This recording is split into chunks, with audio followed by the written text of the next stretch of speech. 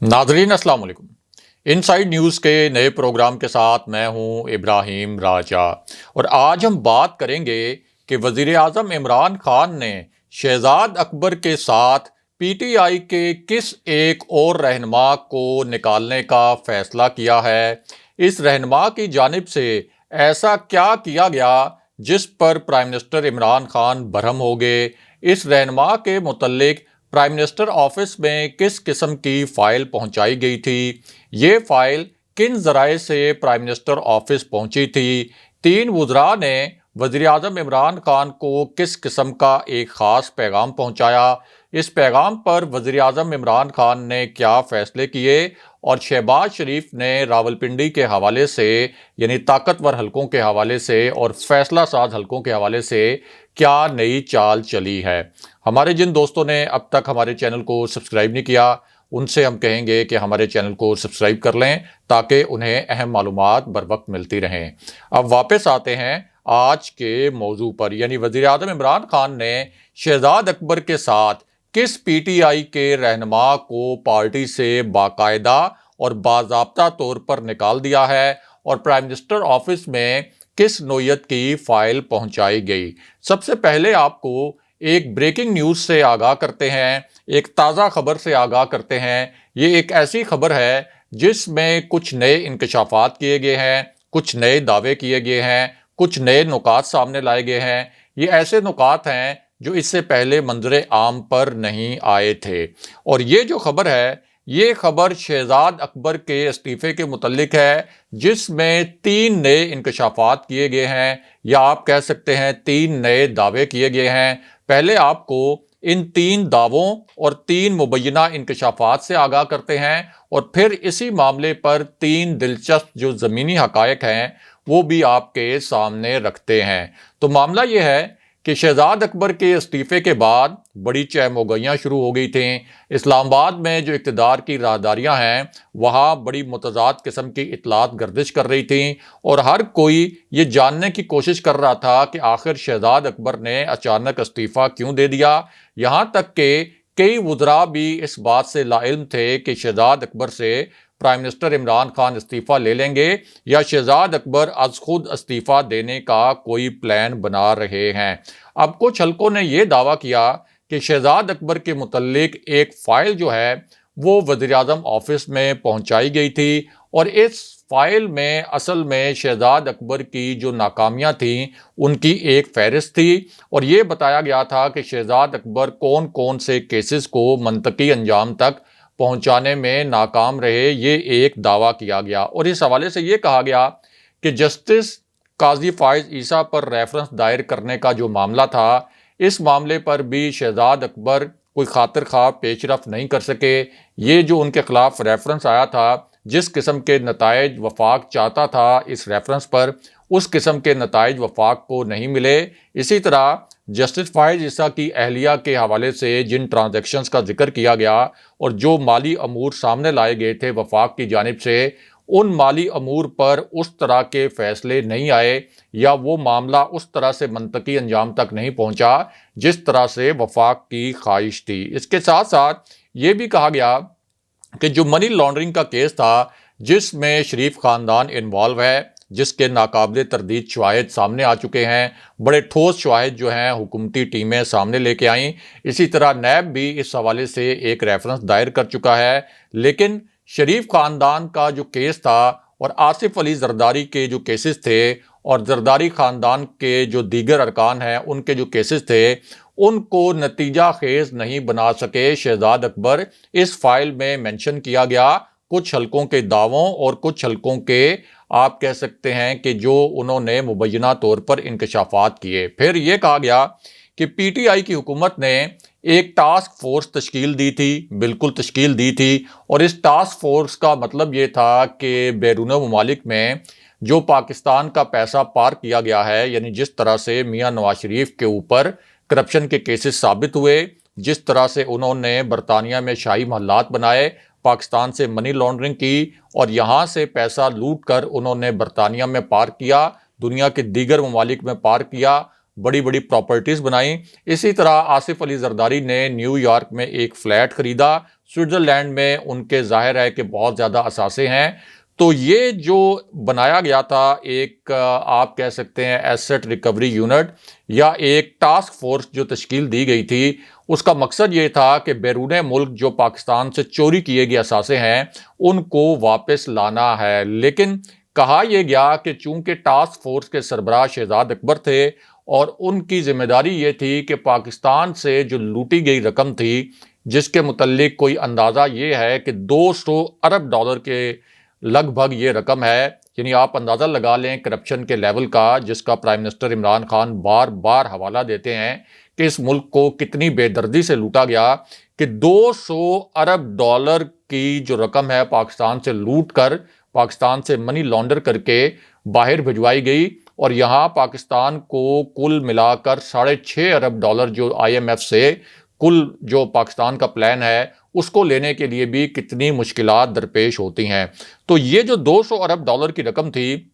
اس کو واپس لانے کی ذمہ داری شہزاد اکبر کو دی گئی تھی۔ 3.5 برس تقریباً شہزاد اکبر اس ٹاسک فورس کے سربراہ رہے، اور اسی طرح جو ایسٹ ریکوری یونٹ بنایا گیا تھا اس کے سربراہ بھی شہزاد اکبر تھے۔ لیکن نہ تو شہزاد اکبر، نہ ان کا یہ ایسٹ ریکوری یونٹ، اور نہ جو ٹاسک فورس جو بنائی گئی تھی وہ بھی بیرون ملک سے یہ رقوم واپس نہیں لا سکے، اگرچہ براڈ شیٹ کیس میں بھی شہزاد اکبر نے برطانیہ کے دورے کیے تھے، کئی ممالک کے شہزاد اکبر نے دورے کیے، لیکن جو ایک آپ کہہ سکتے ہیں کہ انٹرنیشنل اسٹیبلشمنٹ ہے، جو قانونی پیچیدگیاں ہیں، وہ قانونی پیچیدگیاں آڑے آتی رہیں، اور شہزاد اکبر جو ہیں پرائم منسٹر عمران خان کی خواہش کے مطابق یہ جو تمام کیسز تھے نہ تو ان کو منطقی انجام تک پہنچا سکے اور نہ ہی یہ ریکوریز ہو سکیں جو بیرون ملک پاکستان کے پیسے چوری کر کے لے جائے گئے تھے۔ اس کے علاوہ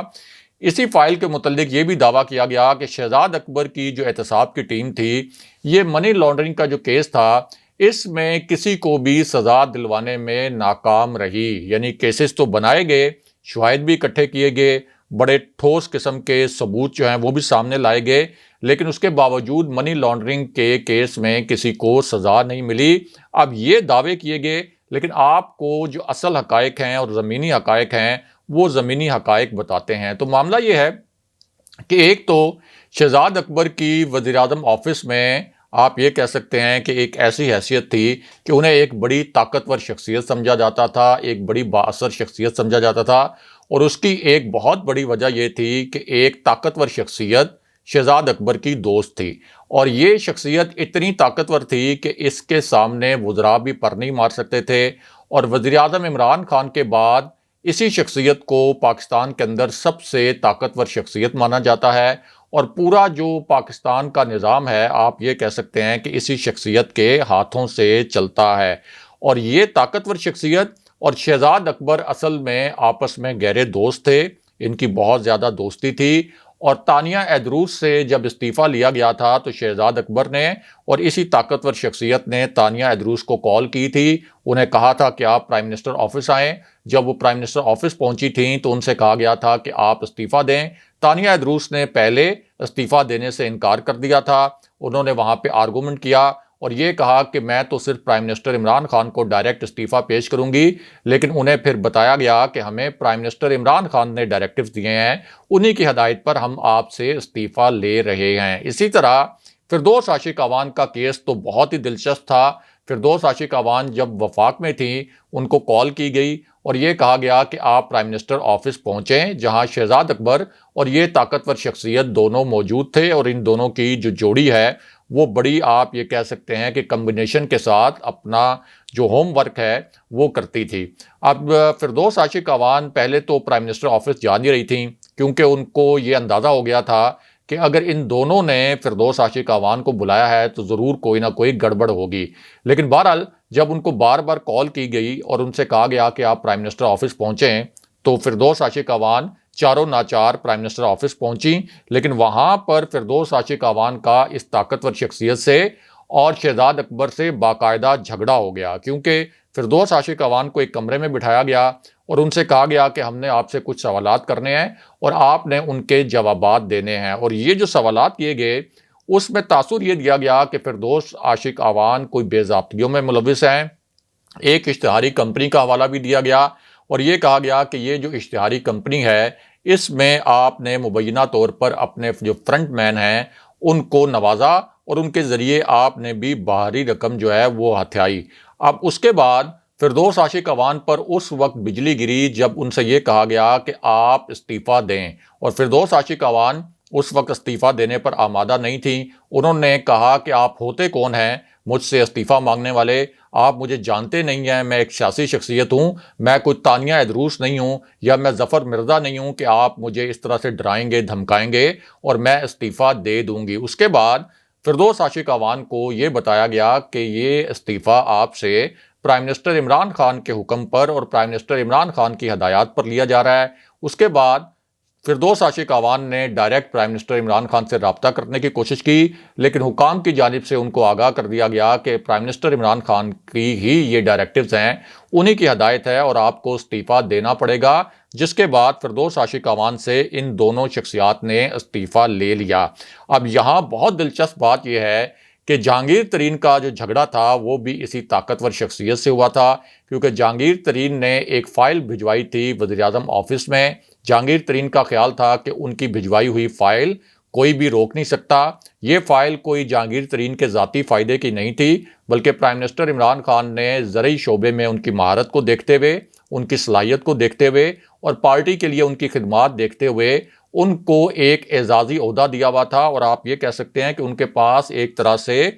ڈپٹی پرائم منسٹر تک کے غیر رسمی اختیارات تھے۔ لیکن جب انہوں نے ایک فائل بھیجی تو اسی طاقتور شخصیت نے اس فائل کو روک لیا۔ جہانگیر ترین نے اپنی لابی کے ذریعے، جو وفاقی کابینہ میں ان کی لابی تھی، ان کے ذریعے چیک کروایا کہ آخر یہ کس کی جرت ہوئی، یہ کون تھا جس نے میری بھیجی ہوئی فائل روکی اور اس کے اوپر آرڈر نہیں ہوئے۔ پھر جو ان کی وفاقی کابینہ میں لابی تھی، جس میں فواد چودھری بھی شامل ہیں، مراد سعید بھی شامل ہیں اور کچھ اور لوگ شامل ہیں، تو اس لابی کے ذریعے ان کو پتہ چلا کہ اسی طاقتور شخصیت نے ان کی یہ فائل رکوا لی ہے اور ان کی منشا کے مطابق اس کے اوپر آرڈر نہیں ہو رہے، اور اس طاقتور شخصیت نے کہا ہے کہ جب تک پرائم منسٹر عمران خان گو ہیڈ نہیں دیں گے، جب تک prime minister Imran Khan green signal نہیں دیں گے، وہ اس فائل کو آگے نہیں بڑھائیں گے اور اس فائل پر دستخط نہیں کریں گے۔ اور یہ جو شخصیت تھی، یہ تھے پرائم منسٹر عمران خان کے پرنسپل سیکرٹری اعظم خان، جو شہزاد اکبر کے بہت قریبی دوست ہیں۔ بعد میں جہانگیر ترین نے یہ الزام بھی لگایا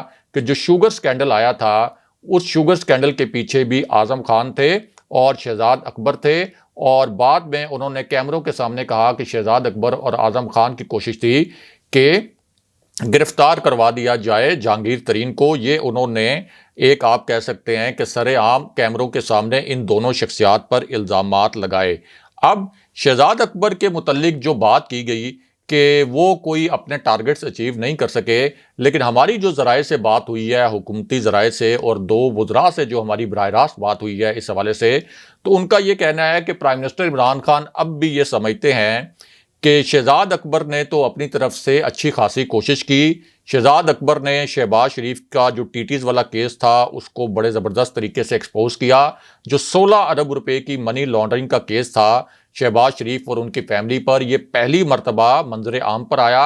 اور اسی طرح شہباز شریف کے ملازمین کے اکاؤنٹ سے جو اربوں روپے کی جعلی ٹرانزیکشنز ہوئیں، وہ بھی شہزاد اکبر اور ان کی ٹیم کی وجہ سے ہی اس کا کھوج لگا۔ لیکن اس کے باوجود جو نتائج نہیں آئے، اس کی وجہ یہ ہے کہ وزیراعظم عمران خان بھی یہ سمجھتے ہیں اور کئی حکومتی وزراء بھی یہ سمجھتے ہیں کہ مخصوص عدالتوں سے شریف فیملی کو مخصوص حالات میں ریلیف ملتا رہتا ہے، اور اسی وجہ سے پرائم منسٹر عمران خان نے خود اپنی زبان سے یہ الفاظ کہے کہ عدلیہ کو اس ملک پر رحم کرنا چاہیے، اور شہباز شریف کے جو کیسز ہیں ان کی ڈے ٹو ڈے ہیئرنگ ہونی چاہیے، یعنی ہر روز سماعت ہونی چاہیے۔ اور یہ بات بالکل ٹھیک ہے کہ شریف فیملی کو اور زرداری خاندان کو